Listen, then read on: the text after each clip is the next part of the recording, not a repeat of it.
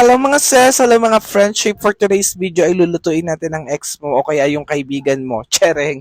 So for today ay magluluto tayo ng very simple na ampalaya, ginisang ampalaya. So sa mga mapapait dyan, sa mga bitter dyan, hindi yan inuugali. Kinakain talaga ang ampalaya, okay? So ayan, very basic lang naman ang gagawin natin dito mga ses, mga friendship.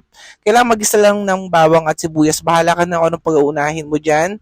And then kapag okay na, pwede mo nang ilagay ang ating ginayat na very manipis na ampalaya na parang ikaw sobrang nipis, na sobrang pait. Charing. So ayan na nga, may mga sikreto kasi dito para hindi maglasang sobrang pait ang ating mga ampalaya para hindi ka mapait, para hindi ka na maging bitter sa buhay mo, ha? Alam mo mga friendship, yung iba binababad sa tubig na may asin, yung iba naman binababad sa medyo mainit na tubig para daw mawala yung pait. Pero kami dito hugas-hugas lang, laban na, hindi na siya mapait.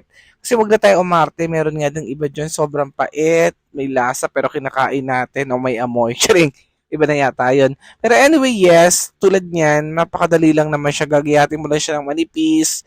And then, ayun na, isasalang mo na, igigisa mo na. Tapos maglalagay ka lang din ng itlog. Tapos ano mga pampalasang gusto mo. Hindi ko na nga nabigyan yung paglalagay ng itlog kasi nagmamadali. Basta nilagyan natin yan ng itlog para masarap. Ayan, ginisang ampalaya na may itlog ang labanan dito. Tapos tinimplahan ng pamintang durog na parang ako, parang ikaw, pamintang buo. Tapos lagyan mo ng asin o kaya ng magic sarap na pampalasa. Bahala ka na kung anong gusto mong pampalasa. Ang mahalaga, masarap at hindi masyadong mapetang yung ampalaya dahil masustansya to at masarap pa talaga at murang-murang lulutuin. At ang pinakamagandang lesson makukuha mo dito, ang ampalaya ay hindi inuugali, kundi inuulam kinakain. Okay? So ayan, kung nagustuhan mong video na to, please follow and share. Maraming salamat. Babu!